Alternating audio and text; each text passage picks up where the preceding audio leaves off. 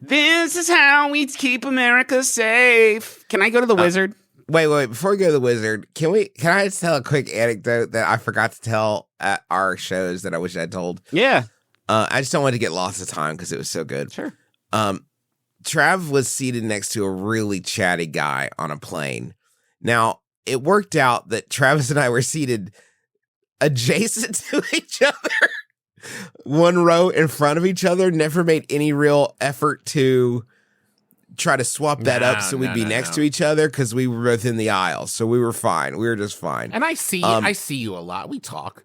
It's fine.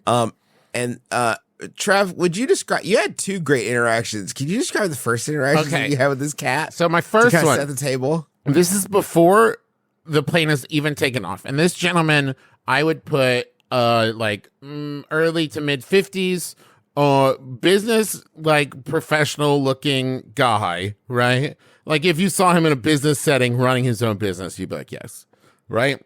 I've got my headphones on. I've got my iPhone on my lap playing a video that I'm watching. And I'm writing in my notebook preparing for the live show. And this guy taps me on the shoulder. Travis, because he's on a plane, has restrained himself to only doing 3 things simultaneously. Right. He taps me on the shoulder. I pull my AirPod out and I'm like, yeah, man. And he's like, listen, if you get a chance, you gotta check this out. And he's pointing to his screen on the back of the back of the seat.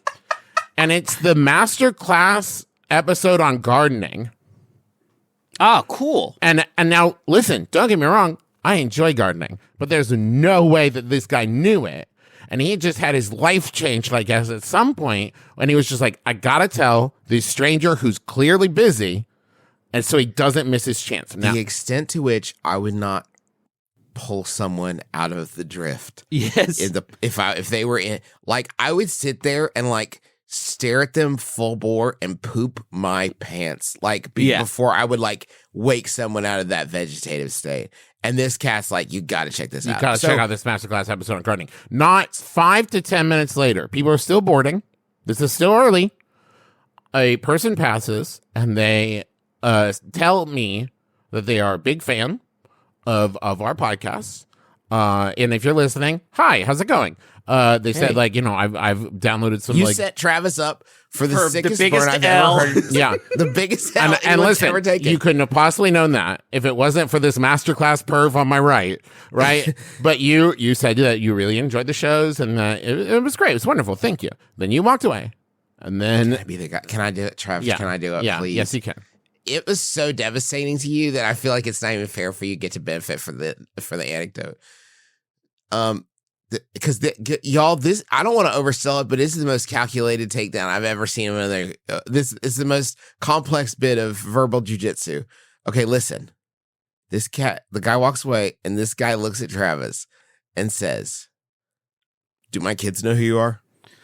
It's ice. It's like an ice cold dagger in between the shoulder blades. Because it also everything about it is so. It's perfect. It's a Tori Hanzo style. Yeah. It's so brutal. Because really not nice. only that, if he had said, would my kids know who you are? Or something like that, then I could formulate an answer. But do my kids know who you are?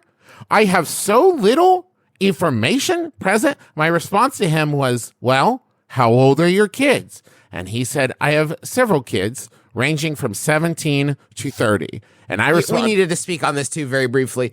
A range of You kid should ages know. is not a family. That is an academy. You do not. You need to just tell me how old your kids are. I think in that moment, it's quite possible he had no idea. He just knew, I can safely say 17 to 30, to which I responded, then probably at least one of them. Yeah. And suddenly I felt such an urge to justify my own existence to this guy who bothered me twice to, one, make me just recommend this masterclass of gardening, and then also make me feel very small. So if you're listening now, somehow, hello. Were you wearing your dirty dungarees, Travis? Yes, I was dressed like a real fuckboy, Griffin. Absolutely. No, I felt I was dressed very nicely. I meant your gardening dungaree. I didn't mean your... Oh, not my Dom pants. Not my your dirty dom, dungarees. not your No. dom jeans. No, Not my dom jeans. No. Hey, okay, so the wizard, we've been having this conversation in front of the wizard the whole time, and he's actually been very patient.